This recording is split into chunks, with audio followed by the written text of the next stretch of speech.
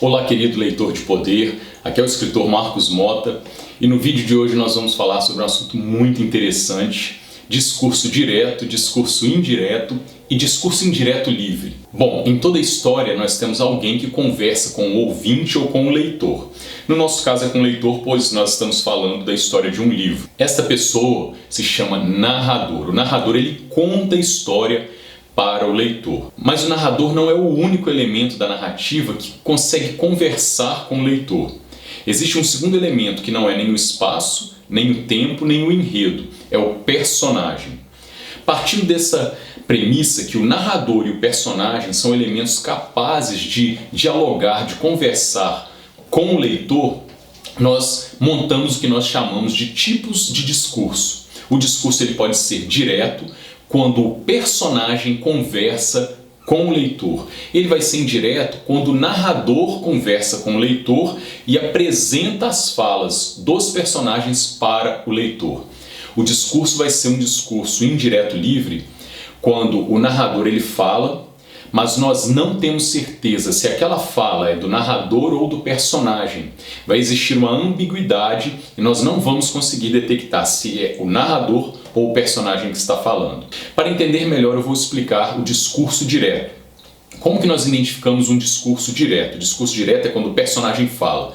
Para o personagem falar, a primeira coisa que ocorre é o narrador nos dar um sinal de que a fala do personagem será introduzida. E este sinal é um verbo dicende, ou um verbo de elocução. É um verbo que vai introduzir a fala de um personagem. Por exemplo, Maria chegou cansada em casa, encontrou-se com João e disse. O verbo dizer, e disse, é um verbo dicende, porque ele vai introduzir a fala do personagem. Esta é a primeira característica do discurso direto.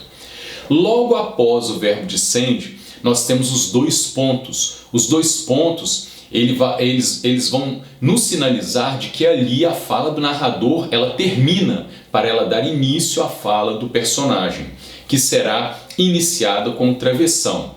O travessão é usado nos textos aqui no nosso país, no Brasil, ele é muito utilizado. Porém, em outros países costuma-se usar também as aspas. A fala do personagem é colocada entre aspas para dizer que aquele momento, entre o início e o final das aspas, o personagem está falando e o narrador ele fica em silêncio. Essas são as características principais do discurso direto. Nós temos então o verbo dicende, os dois pontos e o travessão. Existem outras características relacionadas também com os tipos de pronomes usados na fala do personagem e também o tempo verbal. Mas isso não vem ao caso aqui. Nós não precisamos falar sobre isso agora. No discurso indireto nós não temos as marcações presentes no discurso direto, como dois pontos, o travessão, o verbo dicende. O narrador ele vai começar a introduzir a fala do personagem, só que na voz do narrador. Discurso direto. Maria não sabia mais o que fazer. Aos berros perguntou: por que está me tratando assim? Nós temos os dois pontos, nós temos o verbo dicende, perguntou, e o travessão iniciando a fala do personagem.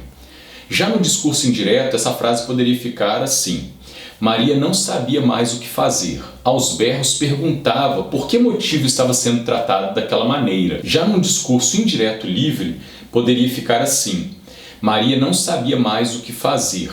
Merecia ser tratada daquela maneira?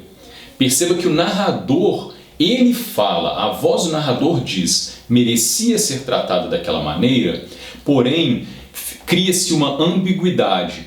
O leitor, ele não consegue distinguir se merecia ser tratada daquela maneira.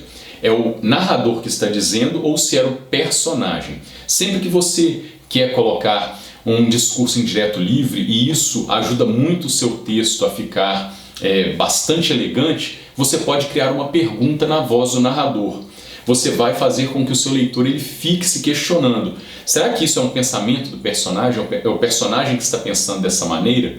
Então sempre vai existir ali um eixo psicológico entre o narrador e o personagem, e nós não vamos conseguir definir se é coisa da cabeça do narrador ou se é coisa da cabeça do personagem. Eu espero que vocês tenham entendido quais as diferenças entre o discurso direto, indireto e indireto livre. Espero que você curta o vídeo, compartilhe com aquela pessoa que também tem desejo de se tornar um escritor e comece a seguir o nosso canal. Um forte abraço!